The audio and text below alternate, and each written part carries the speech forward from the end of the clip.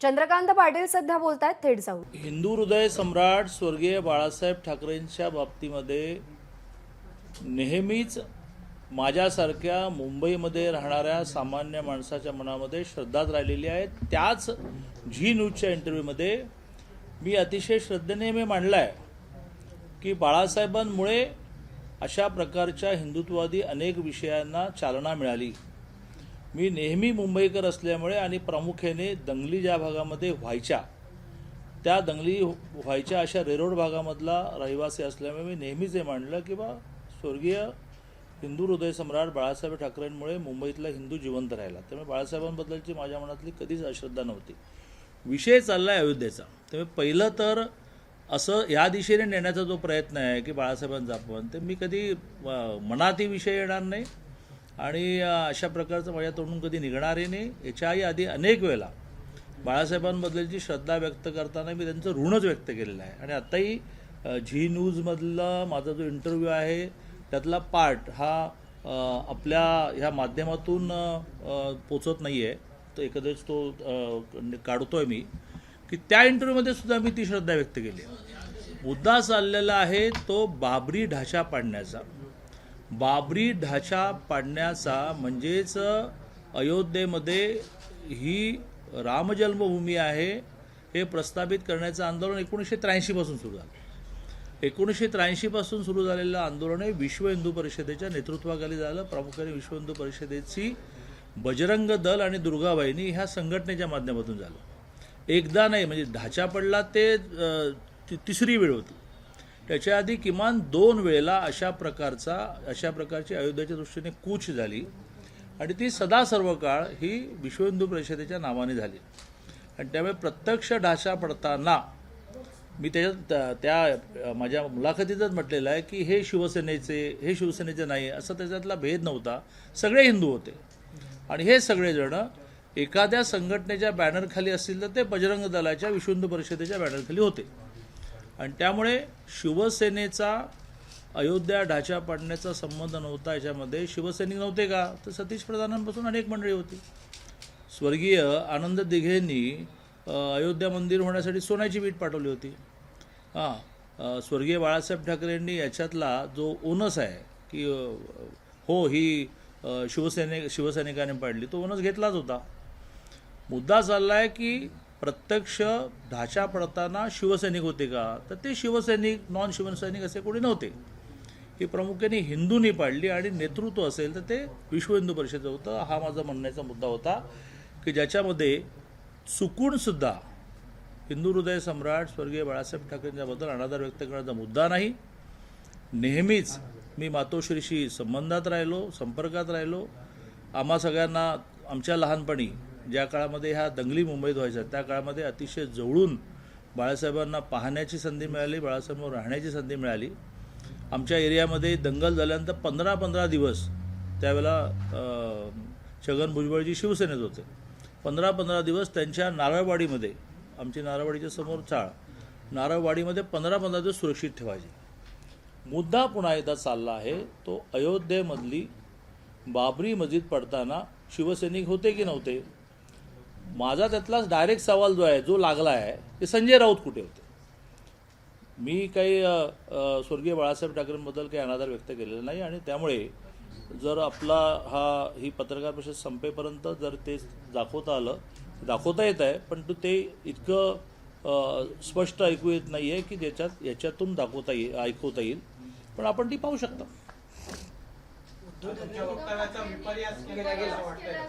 नाही, माझ्या वक्तव्याचा विपर्यास करण्याचं काम हे आज पहिल्यांदा झालं, नेहमी होतं. आणि काळाच्या ओघामध्ये म्हणजे मुळात ती मुलाखत जे कुठलाही हेतू, राजकीय हेतू मनात न ठेवता बघतात त्यांना तर त्याच्यात काहीच चुकीचं वाटत नाही. राजकीय हेतू ठेवणारे सुद्धा काही काळ त्याची कॉन्ट्रोवर्सी निर्माण करतात. मग ती कॉन्ट्रोवर्सी फार चालली नाही की तो विषय संपतो. आणि त्यामुळे गेल्या काही दिवसामध्ये मी म्हटलेल्याचा दहचा मा करणं हे खूप चाललेलं आहे. पण मला स्वर्गीय बाळासाहेब ठाकरेंचा अवमान मी केला हा आरोप मी सहन करणार नाही. कारण त्यांच्या मनात माझ्याबद्दलची श्रद्धा ही आजची नाही. आम्ही अगदी लहान असल्यापासून, मुंबईतले रहिवासी असल्यापासून बाळासाहेबांचं मुंबईतल्या मराठी माणसावर, मुंबईच्या हिंदू माणसावर असणारे ऋण आम्ही जाणतो आणि त्यामुळे वेगळ्या नाही, त्याच झी टी व्हीच्या मुलाखतीमध्ये बाळासाहेबांबद्दल मी जे आदराने म्हटलं ते आपण पहा.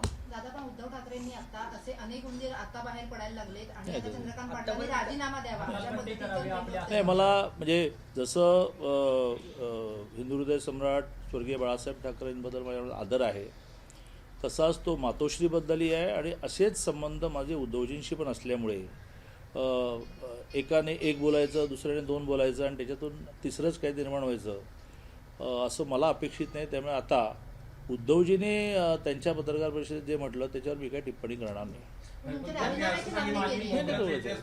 हिंदूंचा इतिहास पुसण्याचा प्रयत्न केला जातो, हे एक षडयंत्र आहे. बाळासाहेब ठाकरेंचं हिंदू माणसांवरचं ऋण हे कोणी पुसूच शकत नाही. मुद्दा चाललाय तो अयोध्येतल्या 1993 सालच्या बाबरी ढाचा पाडण्याच्या वेळेला शिवसैनिक होते की नव्हते, तर ते शिवसेना म्हणून नव्हते, तर सगळे हिंदू म्हणून होते. ते शिवसेनेचे म्हणून नव्हते, ते विश्व हिंदू परिषदेच्या नेतृत्वाखाली होते. आणि संजय राऊत जे वारंवार बोलत असतात ते तर कुठेच नव्हते. संजय राऊत कुठेच नव्हते हे तर मी त्या झीमध्ये म्हटलेलं आहे आणि पुन्हा म्हणेन. पण शिवसेनेचा संबंध नाही. आणि प्रामुख्याने स्वर्गीय बाळासाहेब ठाकरेंबद्दल माझ्या मनात अनादर कधी नव्हता, कधी नसेल. हे पाप माझ्या हातून कधी होणार नाही. दादा, विपर्यास होतोय वक्तव्याचा असं आपण सांगताय, पण सातत्याने असे दिसते 2-3 वेळा असंच झालं का? टार्गेट आणि काळाच्या ओघामध्ये ते संपलंही, काळाच्या ओघात संपलंही.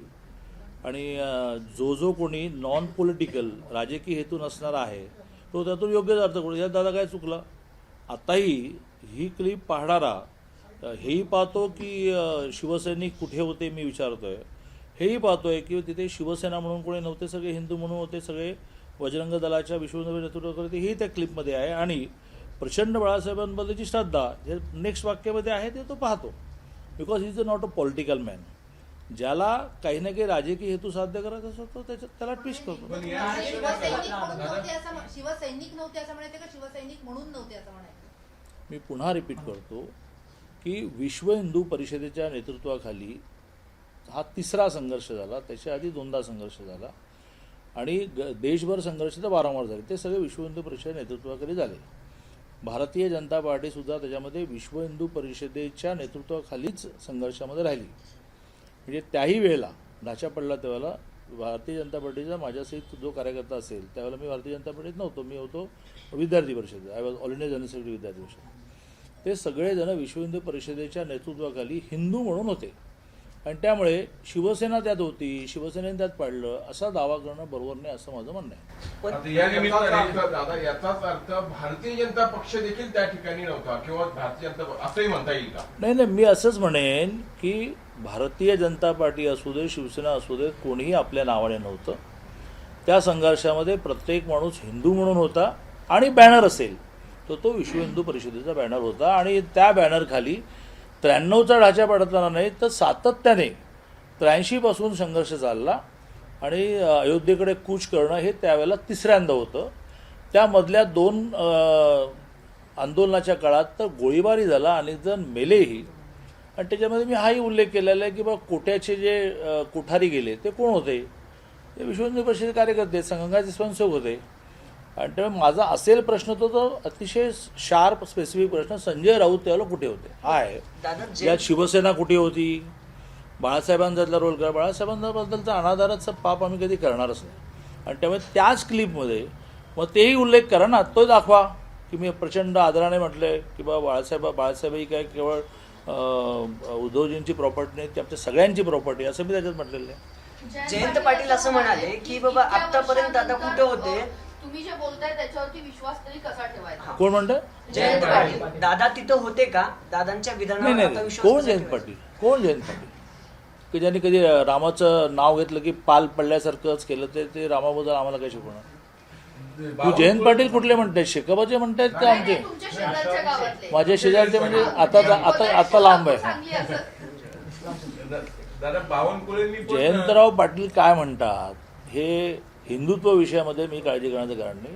उद्धवजी काय म्हणतात याची मी काळजी केली पाहिजे. आणि त्यामुळे मी ताबडतोब माझे संबंधही असे आहेत की मी लगेचच फोन पण करेन त्यांना किंवा उद्धवजी कमालच आहेत, तुम्ही माझ्याबद्दल असा कसा गैरसमज करून घेता.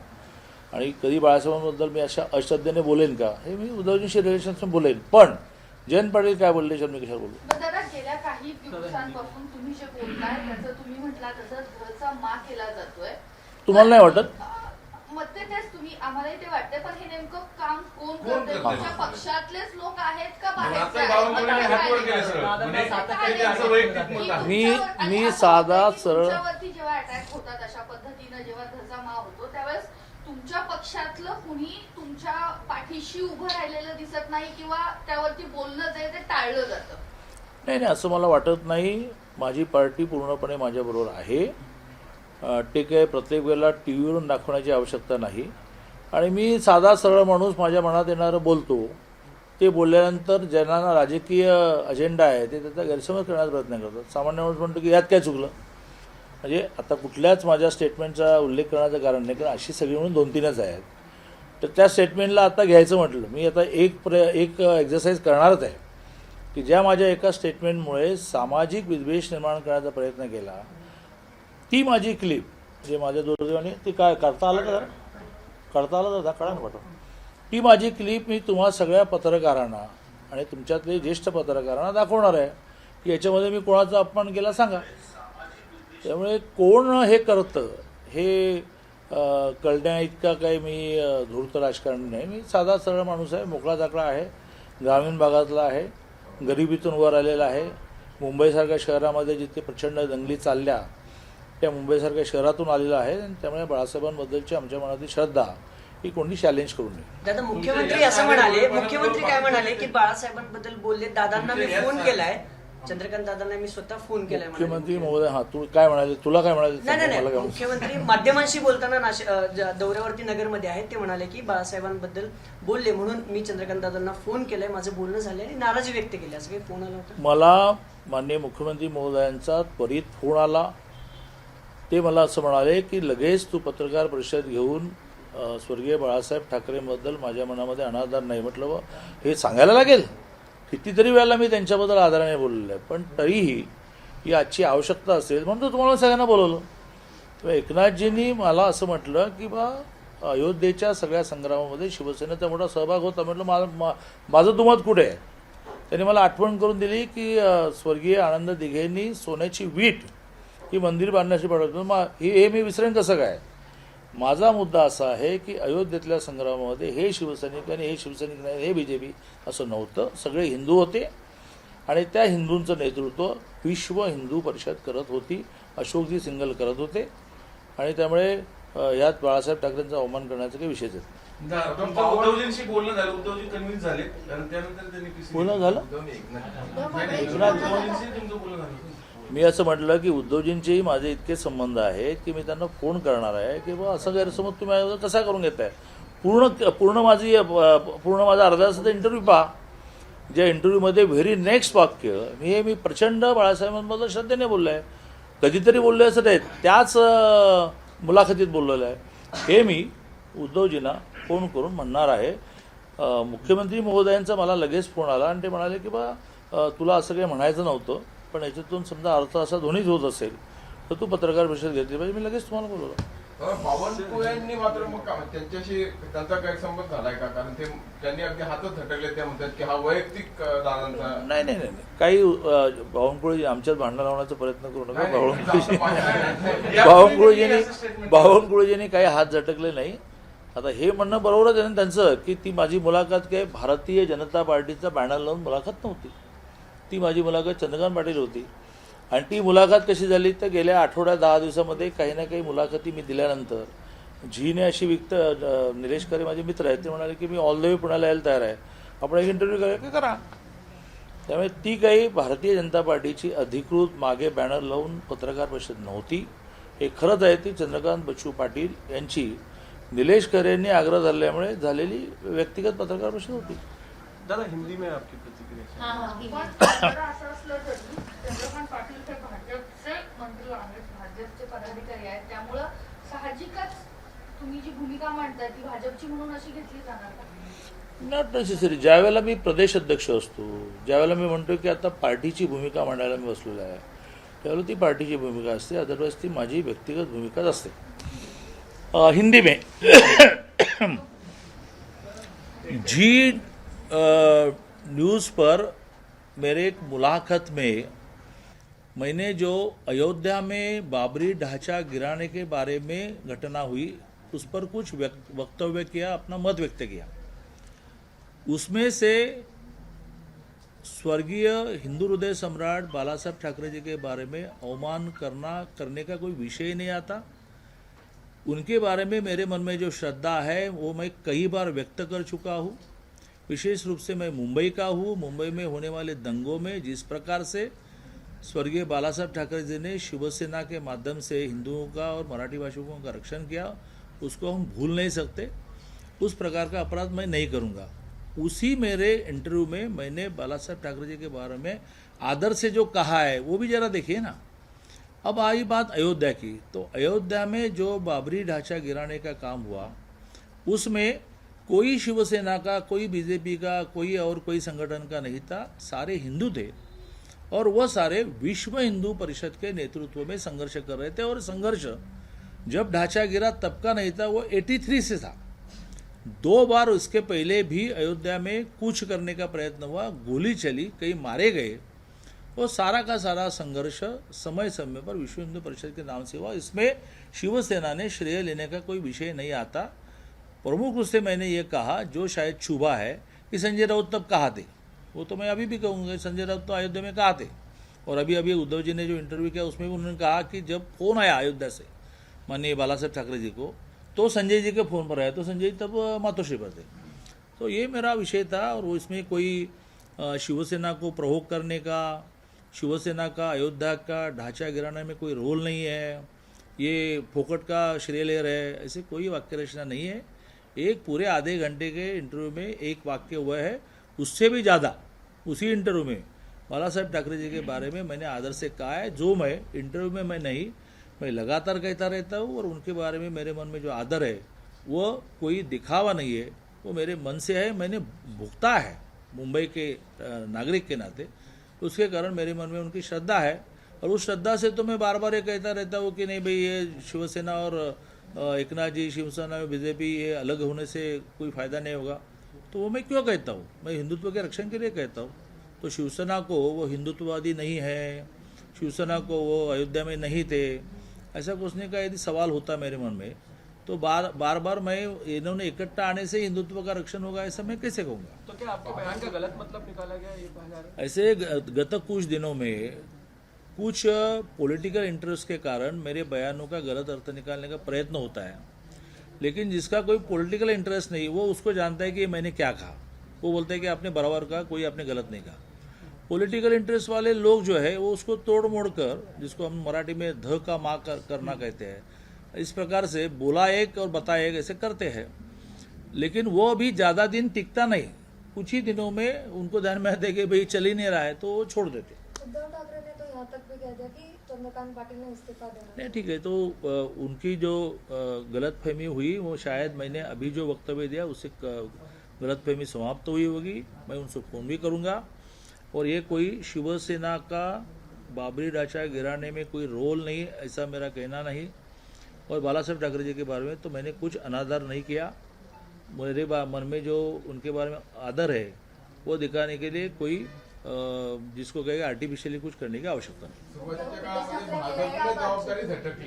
काळामध्ये भाजपने जबाबदारी झटकली असं म्हणजे सुंदरसिंह भंडारीचं उदाहरण देऊन सांगितलं जात आहे। आणि आता मी अतिशय शुद्ध मराठीत तेच सांगतोय की तिथे कोणी भारतीय जनता पार्टीचे हे किती जण आले बाबा तुमचे 3000, शिवसेनेचे किती आले 2000, असं नव्हतं। तो वर्षानुवर्ष 550 वर्षाचा इतिहास आहे की बाबरी ढांचा निर्माण झाला आणि राम जन्मभूमी नाकारली गेली, त्याच्याविरुद्ध 550 वर्ष संघर्ष झाला। असा एक मोठा हिंदूंचा राम जन्मभूमी मुक्त करण्याचा संघर्षाचा इतिहास आहे। त्यामुळे तिथे कोणी शिवसेना, बीजेपी, शिवसेनेवाल्यांनी तोडली आणि भाजपवाले पळाले असा विषयच नाही। तो सगळा हिंदूंचा संघर्ष होता। त्याचं नेतृत्व कोणा शिवसेनेने केलं नाही, कोणा भाजपने नाही केलं, ते विश्व हिंदू परिषदेने केलं। इतकं शुद्ध मराठीमध्ये मी म्हटलो आहे इतकं शुद्ध मराठीत मी म्हणतोय. दादा पडल्यानंतर जबाबदारी मुख्यमंत्र्यांचा स्वीकारायची जो आहे तो होती क्या बात आहे? त्यावेळेस बाळासाहेब ठाकरेंनी जी जबाबदारी स्वीकारली होती असं दाखवलं सुद्धा जातं की बाळासाहेबांनी समोरून ती जबाबदारी स्वीकारली होती. ते जर शिवसैनिक असतील तर मला त्याचा आनंद आहे. सगळे त्यावेळेस बॅकफुटवर होते. मी पण पुन्हा हे तरी पुन्हा मान्य नाही तेच म्हणेन की बाबरी ढाचा पडण्यामध्ये शिवसेनेची भूमिका नाही असं मला म्हणायचं नाही. बाबरी ढाचा पडण्यामध्ये बाबरी ढाचा पडल्यानंतर ओन करण्याचं काम बाळासाहेबांनी केलं नाही असं मला म्हणायचं नाही.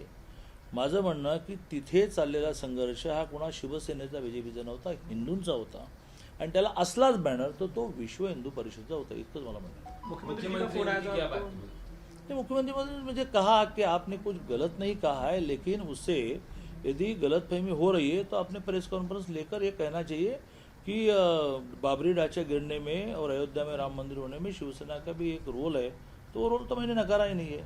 उन्होंने मुझे याद दिलाई कि भाई हमारे सतीश प्रधान से लेकर सारे लोग गए थे. उन्होंने मुझे याद दिलाई कि आनंद दिग्विजय ने इसके लिए सोना भेजा था कि मंदिर बनने में मेरा कॉन्ट्रीब्यूशन हो. इसमें किसके मन में शक ही नहीं है. काँग्रेसचे पण लोक झाले होते. काँग्रेस होते बनवारीलाल पुरोहित गेले होते. होते. मग आता तुम्ही माझ्या मताशी आलात बरोबर नाही की तिथे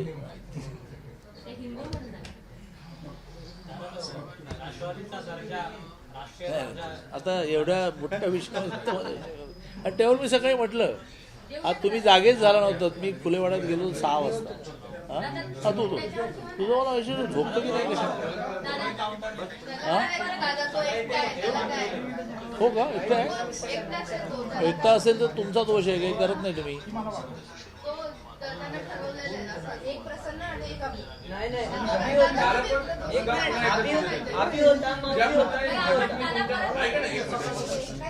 आता झालं सगळ्यांनी काढले. आता भाजप ज्या पद्धतीने तुमच्या पाठीशी उभं राहणं अपेक्षित आहे सगळं, कारण तुम्ही पक्षासाठी भारतीय जनता पार्टी आणि भारतीय जनता पार्टीचं नेतृत्व हे सदा सर्वकाळ कुठल्याही सामान्य कार्यकर्त्याचे मागे उभे राहतं. माझे मागे आहे. तुम्ही काही काळजी करू नका. निवडणूक आयोगाने राष्ट्रवादीचा राष्ट्रीय पक्ष नावाचा दर्जा काढून घेतला. याची टेक्निकल कारणं असतात, पण तरीही त्याच्यावर मी टिप्पणी करणं बरोबर नाही. याचं कारण निवडणूक आयोगासारख्या संस्था ह्या आपल्या घटनेप्रमाणे स्वायत्त असतात. त्यांनी एखादा निर्णय केला की त्यावर टिप्पणी करणं बरोबर नसतं. त्याच्या विरुद्ध दाद मागण्याची सोय आहे. जसं शिवसेनेने धनुष्यबाण चिन्ह गेल्यानंतर सुप्रीम कोर्टामध्ये दाद मागितली आहे.